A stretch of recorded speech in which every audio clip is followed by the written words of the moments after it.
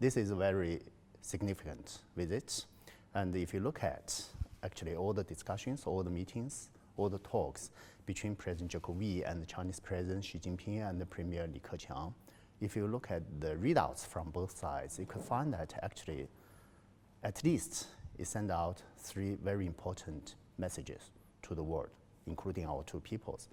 During the presidential discussion, the 2 leaders agree that both sides, I mean China and Indonesia, should try to strive for building a community with shared future. You know that China and Indonesia, ever since the year 2013, we have already become comprehensive strategic partnership.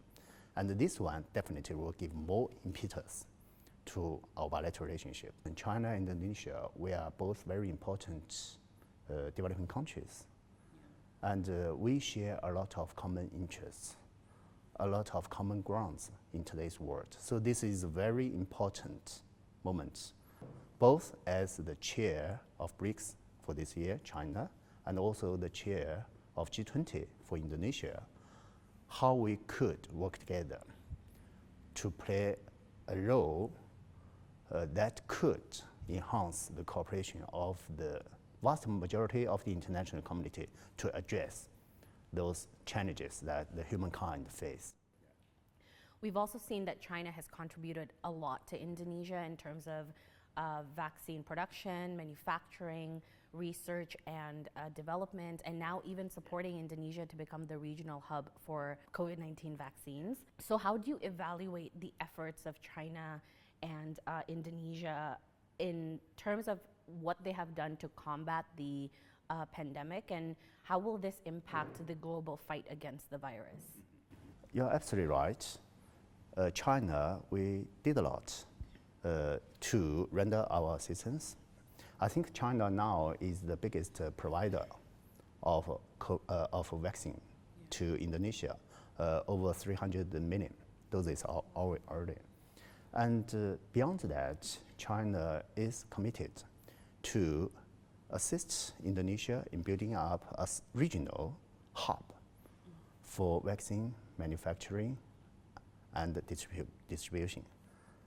And even further, as you absolutely right pointed out, this time, China, during the visit by President Joko Widodo to China, this time you could see both governments actually issue a document, signed a document, that we will work together to build up a joint research center on vaccine and genomics.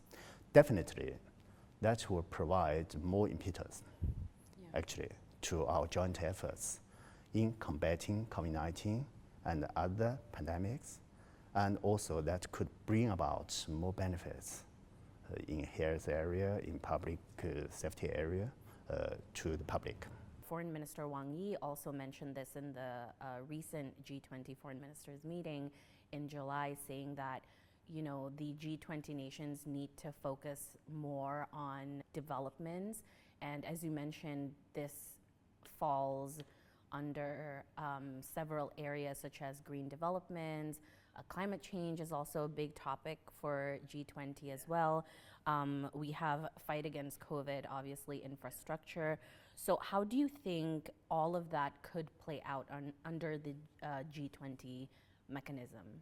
If you look at actually the bigger context, first of all, what happened in Europe and the implication from that geopolitical incident, it seems that many countries worldwide, especially for major economies, many of them are struggling with the recovery from pandemic.